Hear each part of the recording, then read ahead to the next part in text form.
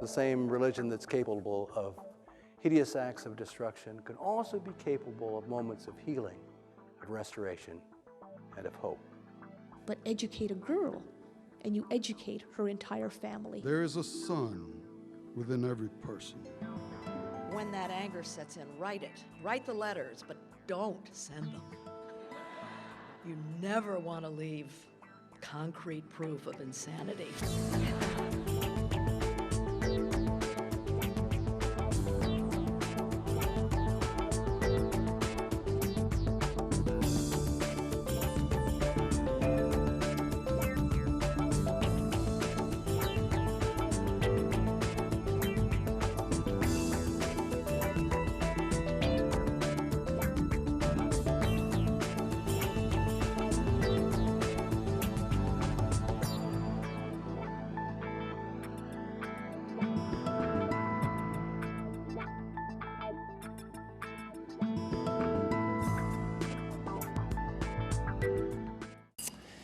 Okay, great. Welcome to University of California, Santa Barbara. This is one of many events sponsored and run by the Carsey Wolf Center for Film, Television, and New Media. And it's also co-sponsored by the Santa Barbara County Air Pollution Control District. I'd like to briefly introduce Mr. Leo Kaye. He was sworn in as the Communications Director for the California Air Resources Board in July 2007 as a political appointment to the Schwarzenegger administration. Since then, he's spearheaded efforts to communicate to the board's efforts to curb greenhouse gas emissions under California's landmark climate change law, AB 32. They don't actually call it the landmark AB 32 law, but it is the landmark. He's also worked to publicize all the precedent-setting regulations ARB is passing in terms of cutting diesel pollution throughout the state. Prior to joining the Resources Board, he ran the U.S. Environmental Protection Agency's media office in San Francisco. He's also served as the agency press officer in Boston prior to transferring back to the West Coast, just one of many forms of evidence of his genius, realizing that returning back to the West Coast is a good thing. He also served in the U.S. Coast Guard for 5 years, and he's written hundreds of articles on environmental issues, also including 9/11, Hurricane Katrina, and the Space Challenger disaster. He's going to talk about how he uses a variety of media to explain the Air Resources Board and also the legislation. And this is the country's first regulatory program to curb greenhouse gas emissions, certainly at the state level. And as you know, this is in some conflict with the national program, so we're really leading the fray here. So he's going to talk about a variety of issues, including the issue of issues. Mr. Leo Kaye. Great. Thank you, Ron. It's great to be here. You know, I got up this morning, I think, slept in till 7, which is a real luxury for me. I commute from the Bay Area, I carpool from the Bay Area to Sacramento every day, so I have a long day when I'm back in Northern California. But getting up here in Santa Barbara, the weather was cooperating, got to go for a run on the beach. If you guys are looking for additional employees down here or anything, you might want to consider me. So, you know, I have an interesting communication study to talk to you about today. The issues we'll discuss has all the elements that you would want in terms of generating interest. So we're talking about polar bears possibly going extinct, polar ice caps melting, huge potential public health and economic impacts in California. I mean, you know, the future of the human race is in peril. This is a huge, huge deal. It's a big, big issue for our generation. So, you know, there should be no problems, right? I mean, it's all there. Well, yes and no. Over the next 30, 45 minutes or so, we'll talk about California's climate change program, the unique challenges we face in communicating the Air Resources Board progress in meeting our goals, and the issue of how we are trying to affect behavioral change household to household via social marketing. By way of background, Ron kind of went over this, but I got into the public relations field when I was in the U.S. Coast Guard in Southern California back in the 80s. In fact, one of the bigger cases that I worked back then involved 2 ships colliding off the coast of Santa Barbara in, I think it was 1987. Pac Baroness, I don't know if anybody remembers that, but big deal, fuel spill, national media attention, CNN, and it's kind of been nonstop since then in terms of, that stuff gets into your blood and you can't leave it behind. So once I got out of the Coast Guard, I went back to school, graduated from San Francisco State with a journalism degree, bounced around as a reporter for a little while. One of the more interesting jobs I had was up in northern Alaska. I ran a newspaper called the Arctic Sounder, which was, I think, the second northernmost city in the United States, in a place called Kotzebue, Alaska. Fascinating, too cold. I ended up migrating back to the Bay Area, doing some freelance work, did some freelance work for the Patriot Ledger when I was living back in Boston, down in Quincy. And that's when I got on with the U.S. Environmental Protection Agency while I was back there. And Ron is absolutely right. After 7 or 8 New England winters, I was dying to come home. I froze my butt off back there. I mean, it's a beautiful part of the country, but there is nothing quite like California. So when I joined the U.S. EPA in Boston, it was during the Clinton administration, and in spite of the cold, I stayed on because I thought we were doing some pretty exciting things back there. And the political appointee was a guy who had come over from the Dukakis administration. And I thought he was a real visionary. We were working with a lot of interesting folks back there. And so I stayed on until about the end of the Clinton presidency and got them to transfer me back to San Francisco. And I don't think I'm going back to the East Coast. I'm pretty happy to be back here.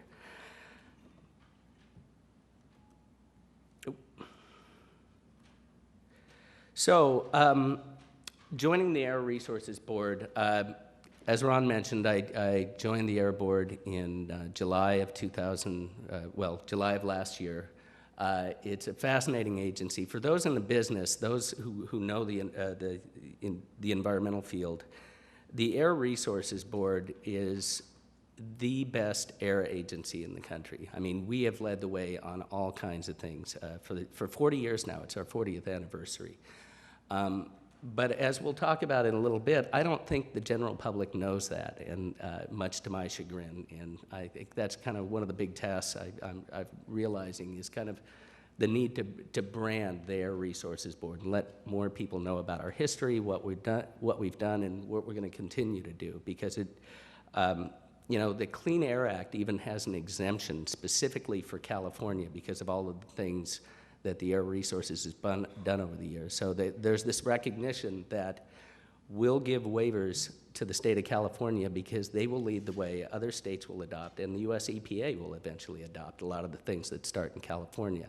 Now, we're having a little bit of a rocky road on that with climate change, as probably some of you have read about the lawsuits with Schwarzenegger and Jerry Brown going after the current administration. But even with that issue, we plan on getting through.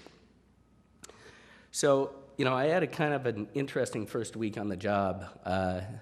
During my first week, the chairman of the board was fired. The second in command, the executive director, resigned as a result of that. And so within 2 days of starting, 3 of the 5 people I had interviewed with were gone. And I remember thinking, what did I get myself into up here? I mean, this is... after nearly 20 years as a civil servant with a tremendous amount of job security, I was kind of looking over my shoulder thinking, am I going to be able to pay the rent up here next month? But everything worked out just fine. For those of you who don't know her, a woman named Mary Nichols was appointed as the chairman of the board just a week after I started. And that just made everything okay again. Mary Nichols is an amazing regulatory figure. She's kind of a legend in the environmental field. She's been around she actually was the chairman of the board back in the late 70s and early 80s under the Brown administration. And then she was the lead EPA official, the head of the air programs during the formation and implementation of the acid rain program, which is seen as pretty much the most successful cap-and-trade program ever run in this country. So she brings that background to the climate change arena. She had also worked for years and years for NRDC and also UCLA. And so having her start on the job and kind of keep the ball rolling has been really a fortuitous thing for the Air Board. We've fallen in lockstep behind her. She's, again, a true visionary and is carrying our message forth.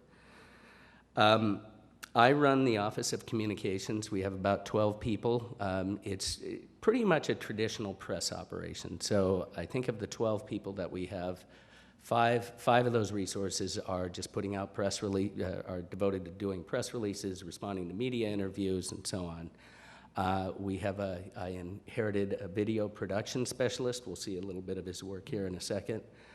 We've got a graphics, visual images guy. We have a Spanish-speaking woman, which is, of course, very important in the state now. And we have an outreach function as well.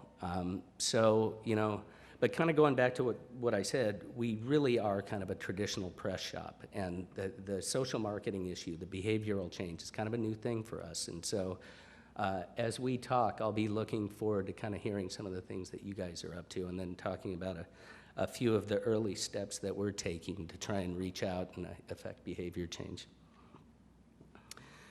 So in addition to the Air Resources Board, there is a dizzying array of agencies and outfits that all have their hands in the climate change issue in California. You've got the Air Resources Board, but you've got the California Energy Commission, you've got the Public Utilities Commission, you've got the Department of Natural Resources, the Climate Action Registry, the Western Climate Initiative. You have 35 air districts throughout the state of California, including Mary and Bobby's. And so, you know, there are a lot of folks who have a hand in this, and they are all eager and earnest to get the word out and let people know what they're up to, but it presents a challenge for us. You know, we kind of need to rein everybody in and speak from the same page and kind of preach the same message. So that's been a continuing effort for us and will be for a while. And then when you broaden that scope and you think about all the other folks, I mean, think about the environmental groups that are all doing this. I think you guys, was it an NRDC video that you had talked about with the train, or was that another? The oncoming train? EDF, right, environmental defense. PG&E, so-called Edison, I mean, everybody is out there with a message, and it presents a challenge for us. So I'm going to take a second just to quickly go over what the regulatory program that we are instituting in the state of California. There he is. So Governor Schwarzenegger signed Assembly Bill AB 32 about a year and a half ago, and it really is a forward-thinking, amazing piece of legislation, and we have our work cut out for us on this one. But just quickly, the goals are to reduce to 1990 levels by 2020 the state's greenhouse gas emissions. That's roughly a 25% cut from where we are now. And when you think of numbers, we're talking about, I think the number is 174 million metric tons of greenhouse gas equivalent emissions. That's a lot. And furthermore, he also said by 2050, he wants us to see the state 80% below 1990 levels. So, you know, it would be enough of a challenge if we got to 2020 and just did a collective sigh and said, okay, we're done. But that's just the start, you know, and hopefully we get to 2020 with a lot of momentum because we're going to need it. Now, we're going to do everything we can on the regulatory front to get this done. And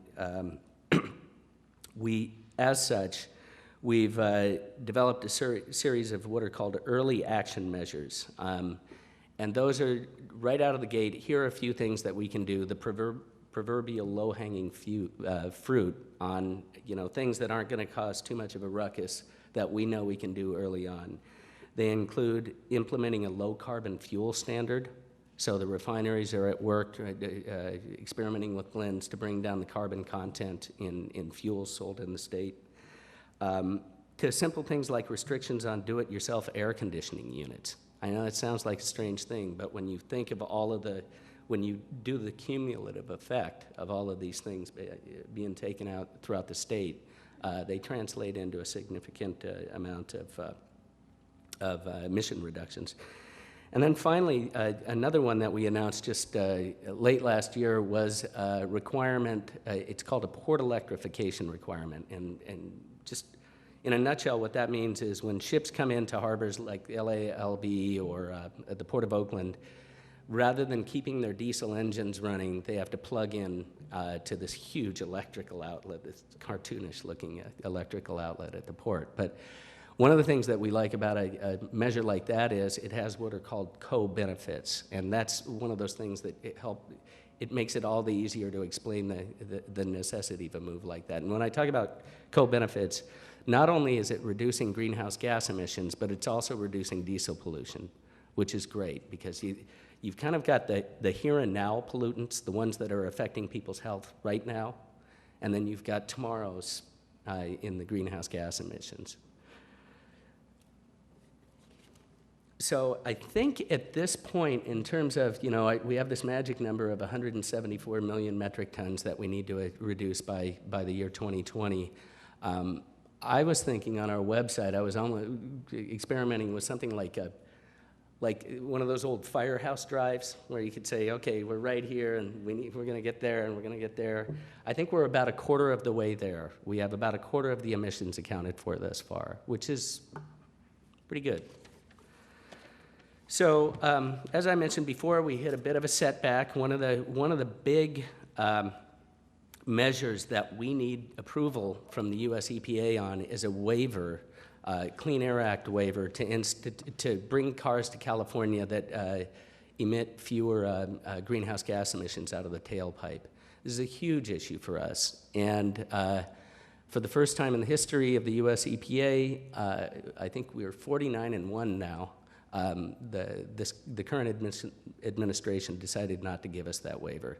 They said we didn't have authority to regulate greenhouse gas emissions in California. We beg to differ, and we're gonna keep this one going in the courts. We are gonna win, but it is a bit of a speed bump, and we need these reductions sooner rather than later. And so we're working on a plan B, but we are continuing to press the fight back east in court. We've gotten a lot of attention on this one, and in terms of just galvanizing public support, there are a number of other states that are waiting for the California permission to do the same thing. I think about 12 at current count. So as soon as we get the go-ahead to bring cleaner cars to California, a number of other states throughout the country are going to be able to do so. And just in terms of a media campaign, we had a press conference up in Sacramento. It was kind of surreal to see Jerry Brown and Governor Schwarzenegger arm in arm talking about their fight against the federal government. But as a Californian, I was proud of that. I thought it was great. And it was just a rolling media story.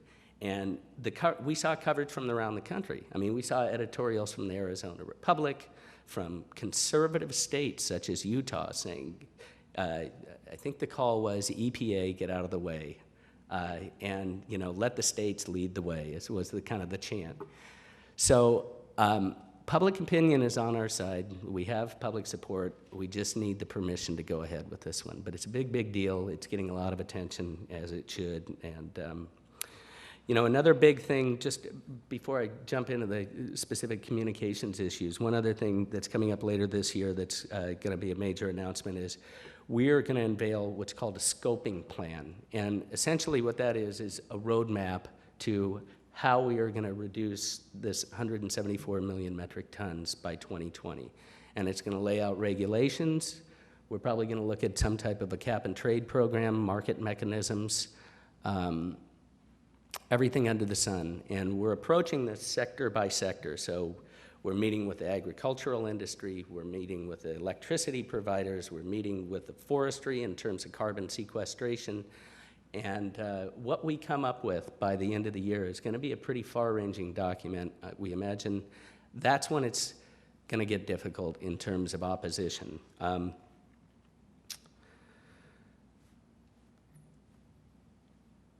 So You know, when we're talking about communicating our story, I kind of touched on this earlier, but we're talking about publicizing the regulatory developments via the news media, web, et cetera. So we're putting out press releases. We're calling the LA Times. We're keeping the story on the public radar screen. And you know, well, I'll get to that in a second. And then we have the social marketing campaign to go household by household and hit the individuals. Now that's not part of the law, but that's a huge part of this. I mean, as we're all going to see in the coming years, we're all going to need to change our daily behavior, whether it's through, you know, energy efficiency, the cars we drive, the carpooling we do. You know, this is going to change our society, and I think we're in the right state to be doing this, to start this off, but there's a lot of public support. But once it starts affecting people's values and their routines, that's where we're going to see some challenges. So in terms of communicating Assembly Bill 32 via the news media, there are a number of positives. We don't need to sell this issue. I mean, reporters are interested. For me, after years and years at the US EPA, I'm like a kid in a candy store at the state of California right now, because they can't wait to talk to us. And we have really good things to say. I mean, we can legitimately say, look, we're leading the way, we're doing this, that, and the other. So, you know, that is a major thing. You know, these reporters, I'm working with the same environmental reporters that I've pretty much been working with for the past 10 years. I don't have to sell this story to Paul Rogers at the Mercury News, or Jane Kay at the Chronicle, or Margot Roosevelt at the LA Times. They're beating down our door, which is a luxury in my line of work.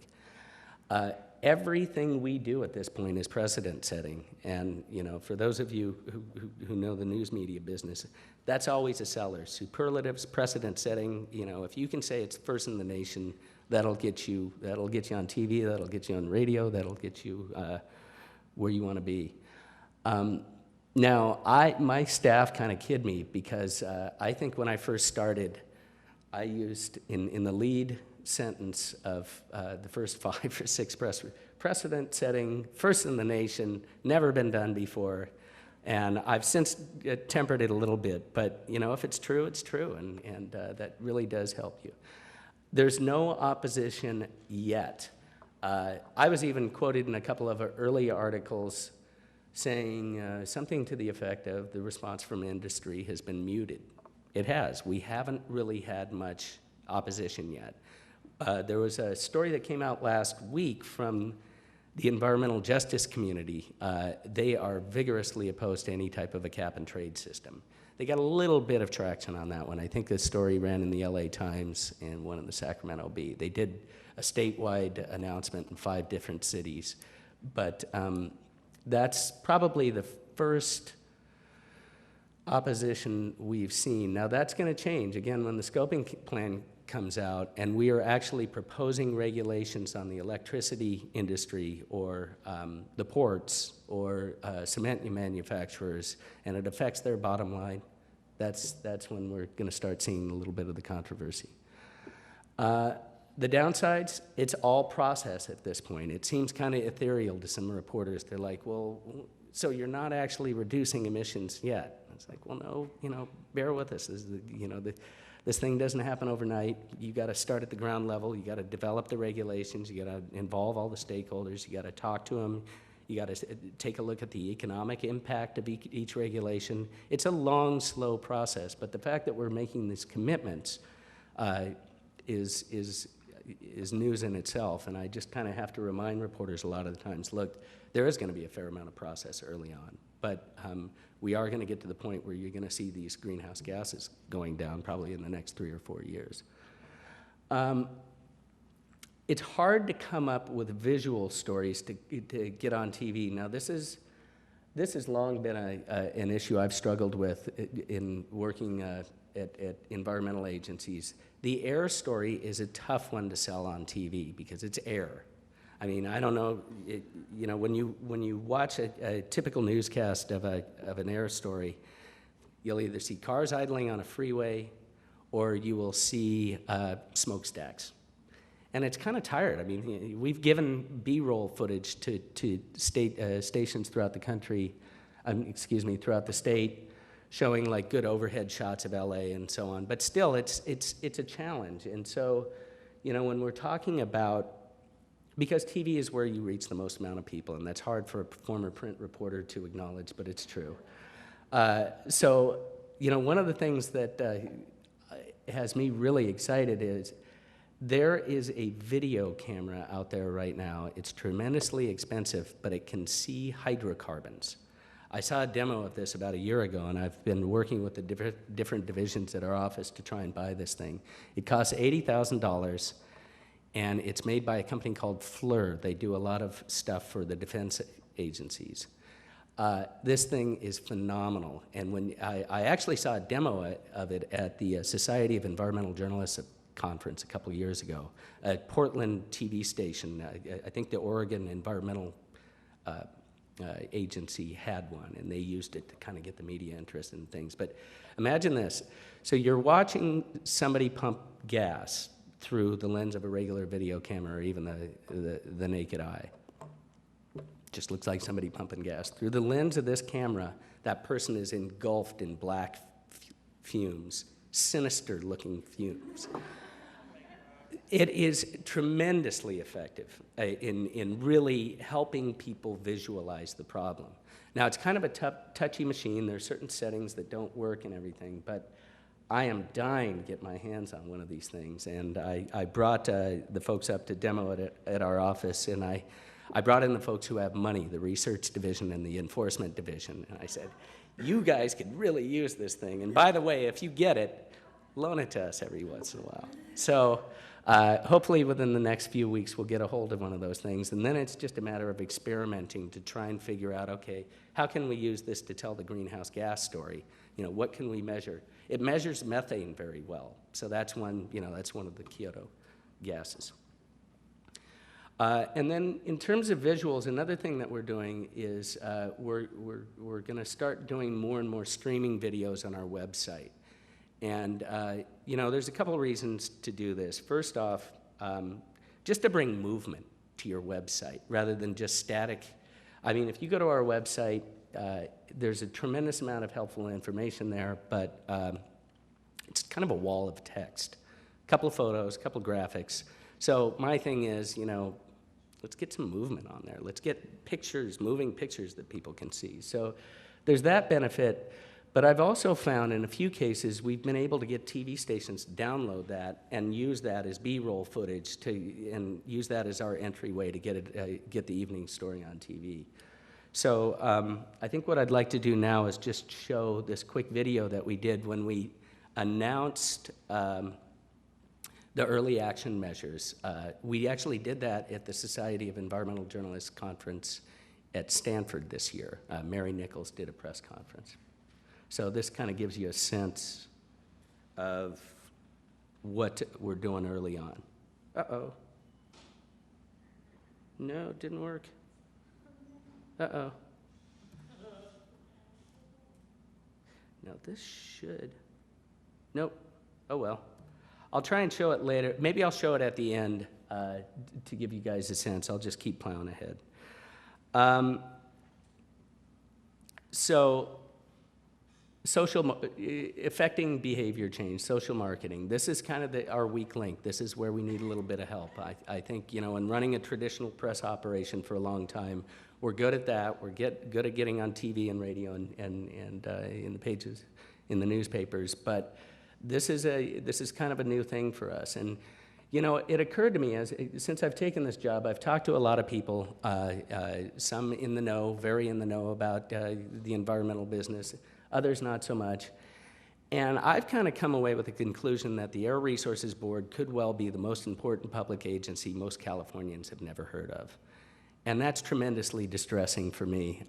So I have taken that as kind of a personal challenge to get the word out on what we're doing and to really make the link.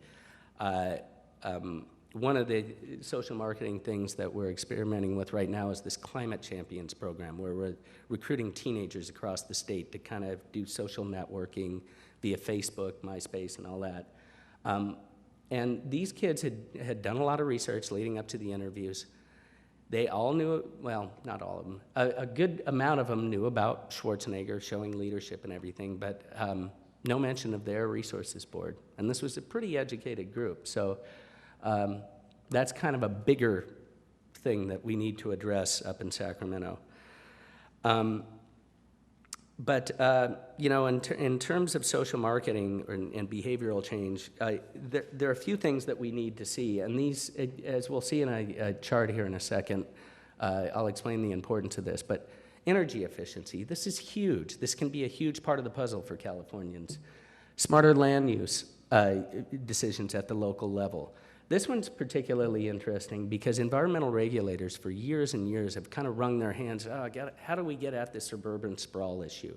You know, there was no real mechanism to affect change. The incentive on the part of cities and towns is to expand their tax base, move further out, and get more tax dollars. And there just isn't a strong, there hasn't been strong enough of a deterrent or another set of incentives to curb that and to get them to develop inward rather than outward. So we might finally have the mechanism in AB 32, we'll see. And then finally, fewer vehicle miles traveled. That's gonna be a huge part of trying to get us to lower our overall carbon footprint in the state. So here you can see why. This is, and the scientists wrote this one, 480 million metric tons of CO2 equivalent is what that means at the top. But you see the sources here. Transportation, nearly 40% of our greenhouse gas emissions in this state come from transportation. That's higher than the national average if you look at the inventory across the country, because we have a love affair with the automobile here in California that's kind of hard to kick. And then you see electricity generation imports and in-state. You combine those two and you got another 25%. So when we're talking about affecting behavior change, we got two pretty ripe targets right there. And then I guess you would even fold in the residential into the electricity generation. And when we're talking about vehicle miles traveled, that also, of course, gets into the whole, you know, the suburban sprawl issue as well, because we're trying to create shorter commutes for people.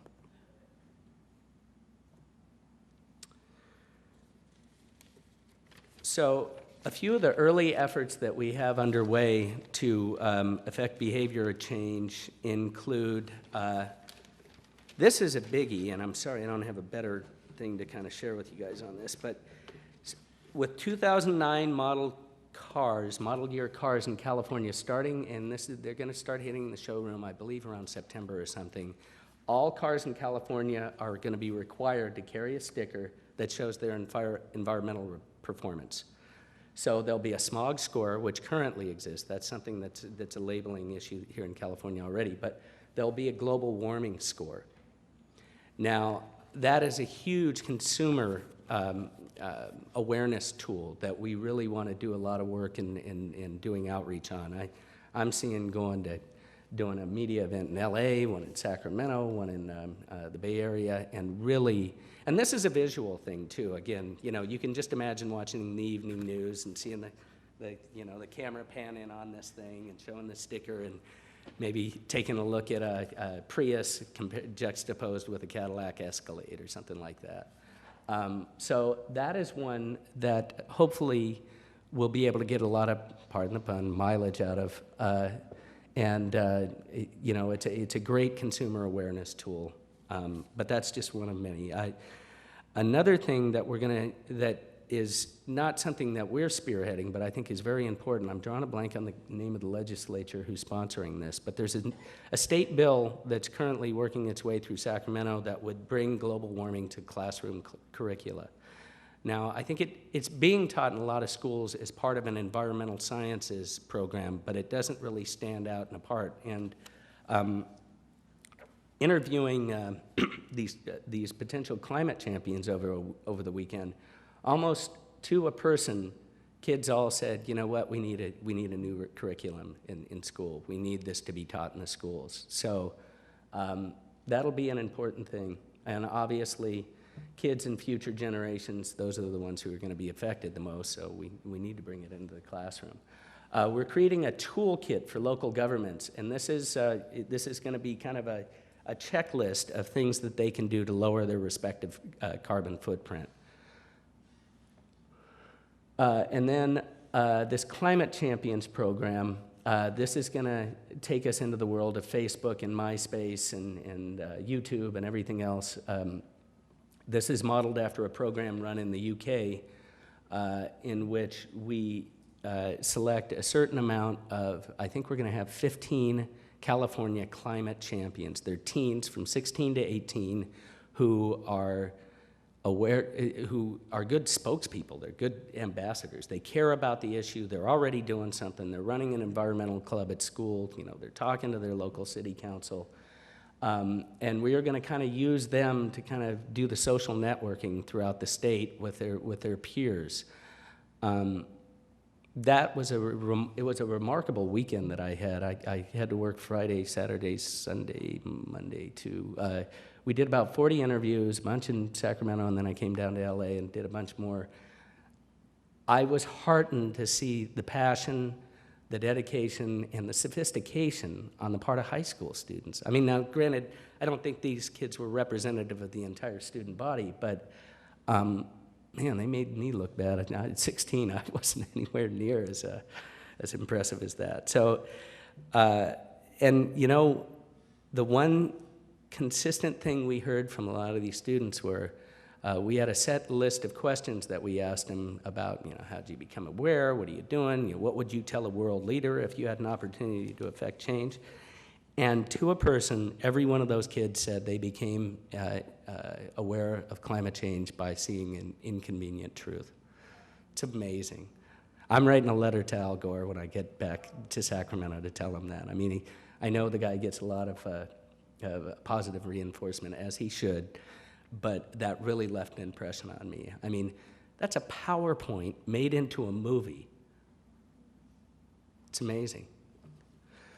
And then finally, the other tool that we're going to be rolling out here in the next couple of months is a carbon calculator. Now, there are a lot of carbon calculators out there, and we've struggled to really create one that is going to be different from all the rest and is unique to California.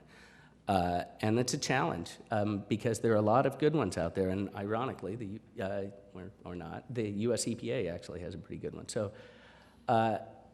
we're going to be rolling that out. You know, that's going to be a big thing that we offer up to these climate champions for them to bring into their schools, take a look at their respective carbon footprints, those of their classmates, and maybe even a school-wide carbon footprint. And what's going to set this one apart is that it's California specific in that we talked to SoCal Edison, we talked to the Sacramento Municipal Utilities District, we talked to PG&E. So we've got geographic specific information in terms of electricity costs because ours are different here in the state of California. And then secondly, I believe, I would need to double check this, but I think it's going to be the only bilingual one in the country that's out there, which is tremendously important here in California. Kind of going back to who your audience is and who you're trying to reach. You know, the Latino population in this state and the ways to reach that particular segment of society, you know, that's a huge issue. I recently, a couple of months ago, the Chronicle had a story that said, I think it was Univision in the Bay Area, topped the Nielsen ratings for the first time out of all local newscasts. I think that's happened a lot in LA before, but never in the Bay Area. I mean, that's a huge deal. So Fox, NBC, ABC, CBS, more people watched Univision than any of them. And, you know, so when we were creating this carbon calculator, I said, look, we need to distinguish ourselves because there are other ones out there, and one of the things we need to do is we need to make this bilingual because, you know, that's a huge segment of the society and that we need to reach. So I think that kind of wraps it up For me, there's a screenshot of kind of where we are with the carbon calculator right now. We've been working with UC Berkeley on this one, as well as Next10 in developing this thing. And it's going to be a .org. We'll link off of our .gov site and send people there. It's going to get better and better. We're not quite where we want to be yet. Eventually, we want to get to the point where you go into the energy use area and it will list stores within your zip code where you can go buy compact fluorescents or energy efficient devices, solar panels, that type of thing. So I think come September or so, we'll be at that point. But right now we're going to do an early rollout. And then finally, here's just a little more information on kind of some of our information repositories. We have a listserv if people want to know about upcoming workshops or notifications or public notices that we're putting out, as well as coming events. And that's me down on the right on how to reach me. So, okay. And I think, thank you. Thank you for this informative, wonderful presentation. My question would be whether or not you have been targeting public transportation at all. Oh yeah, actually, and we're targeting them in a number of ways, and I think Bobby and Mary are probably working with the local transit agencies here in Santa Barbara as well. But one of the things we're doing is giving grants to get them to run on, obviously get off diesel, but also get over to CNG or hydrogen. And we just had a press conference announcing a new hydrogen fuel bus down in San Mateo. So we're trying to encourage the use of alternative fuels is one thing that. I'm sorry.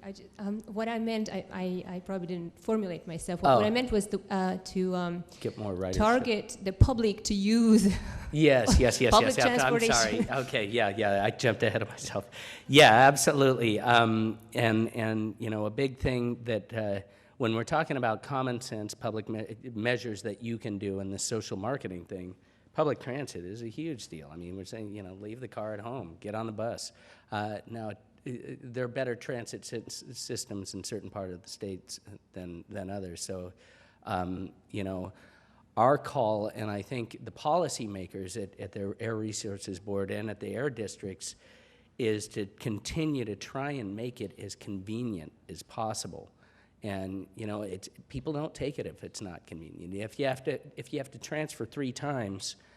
And you can get there in your car in 20 minutes, and you transfer 3 times, and you get there in an hour and a half. That's just not good enough. So yeah, it's a matter of trying to make it as convenient as possible, and really give them the additional time and financial incentives for taking it as well.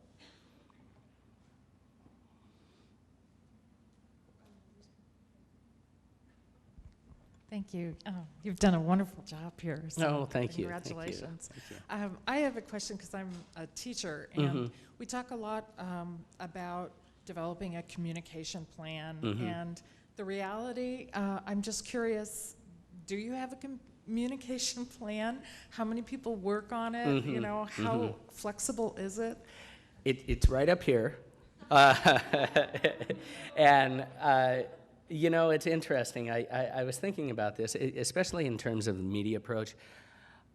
My strategy is what I refer to as the machine gun strategy, and that is don't let them, tell them everything you were doing. So when I was at the US EPA, we put out a tremendous amount of press releases.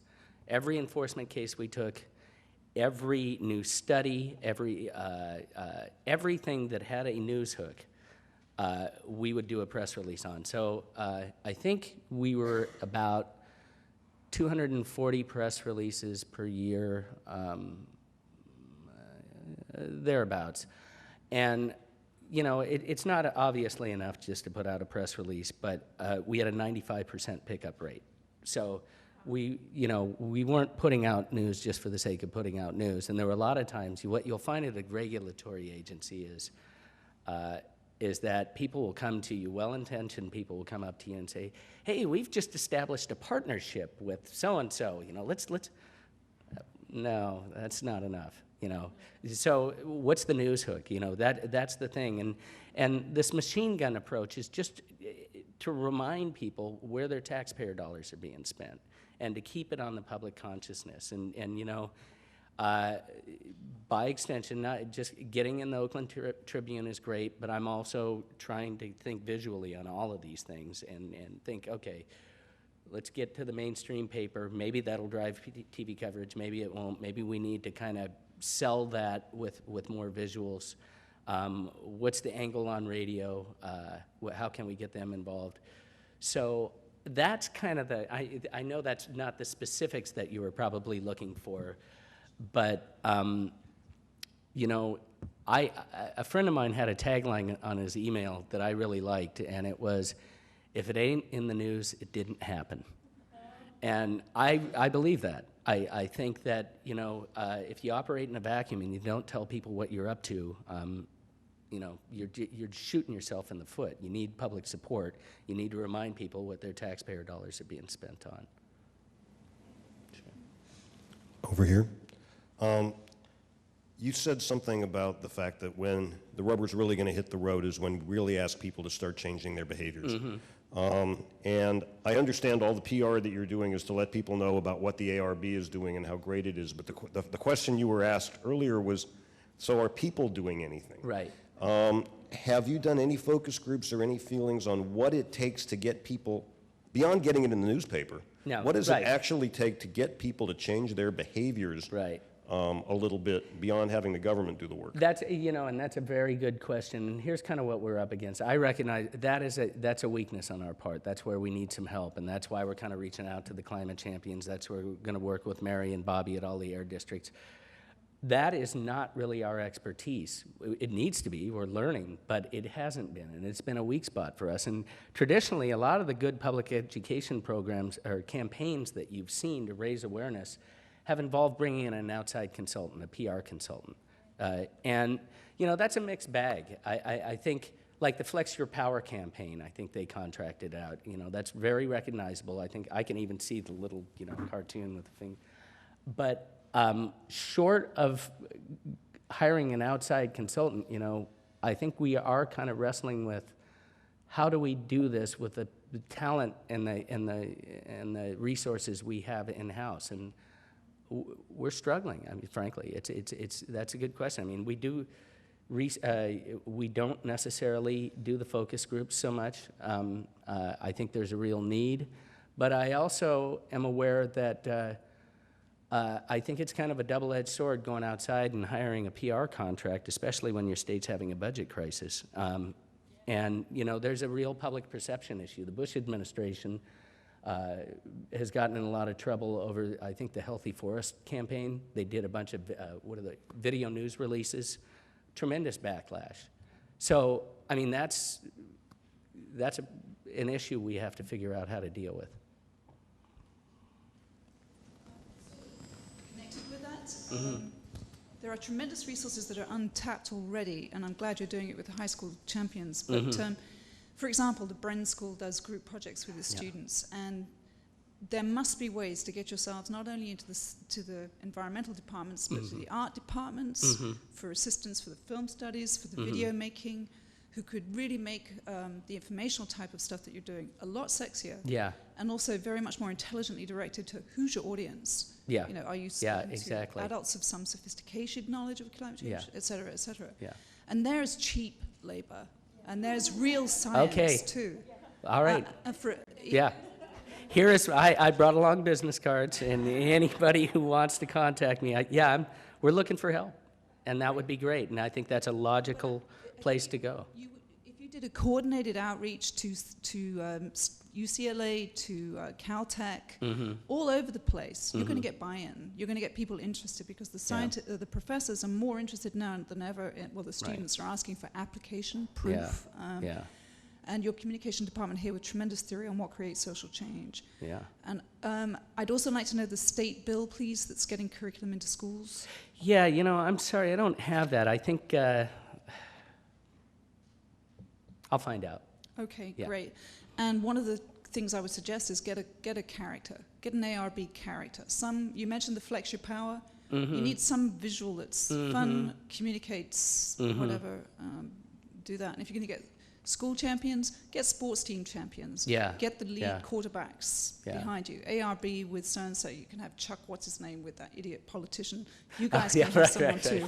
Yeah, Chuck Norris. And do you use yeah. PSAs, public service announcements? 'Cause We do actually, and you know where we're using public service announcements in particular is we have a diesel regulation out right now aimed at port trucks, drayage trucks. They're huge diesel polluters, but the drivers don't make a hell of a lot of money. They're kind of beholden to larger folks, and we're requiring retrofits and replacements. We have to do a huge public outreach campaign. Traditionally, Latinos comprise most of these drivers in low-income areas. And, you know, a story in the LA Times isn't going to reach these folks. So we're looking at, particularly in LA, we're doing PSAs and reaching out to the radio stations and TV stations is kind of our primary mode of reaching them. But yeah, I mean, it's kind of, who's our audience for each one of these things? What's the best way to reach them? And then, you know, is English the best language? Right. Yeah, but I appreciate your comments. You're right on the mark. And I think, yeah, the more help we can get at the university level, the happier we'd be. That's right, yeah. Hi, I'm Jane Burkwell with the American Lung Association, and we are your ally by all Yeah. means. We have a lobbyist working full-time up there in Sacramento and working with you in terms of Bonnie? AB. Yeah, Bonnie Yeah, I know Holmstrom. Bonnie. Yeah. I had a few thoughts. I know I drive a hybrid, and providing incentives, tax incentives, rebates, whatever, work. We just did an announcement on that last week, actually, but it was a bit flawed because I came to realize I thought it was going to be a movement encouraging people to buy alt-fuel vehicles. Well, it turns out all of the car dealerships had been telling them that this rebate program was coming, so all the money's already spoken for. Yeah. That kind of cut the legs out from under us when we put the press release out last week. I was like, wait, I thought this was going to be a driver to get more people to purchase vehicles, but this money's already pretty much spoken. But you're right, interesting. rebates. Yeah. And I have a question. The EPA did not give the waiver. So, but we're continuing on. I mean, you proceed to talk about all the things we're going to do. How does that impact us, and are you ignoring it, or I mean, what? Oh, no. I'm really kind of confused. You know, about here's that. the thing, and you know, we're pretty realistic about it. We are confident that when it does make its way to the court, we're going to win. And, you know, EPA attorneys said as much. When the internal memos came out, Washington Post leaked the story. You know, there was a widespread agreement among staff at the US EPA that you need to grant, the guidance to the administrator was, you need to grant this waiver, we're going to lose in court. So, but now this could get dragged on for a while, and realistically, we might have to wait until next February until somebody new comes into the White House. And if it's stalled, and so with that recognition, that's where the Plan B comes in. We're looking at other ways that we can bring these cleaner cars to California without the waiver. So we're plowing ahead kind of on 2 or 3 fronts with contingency plans. Thank you.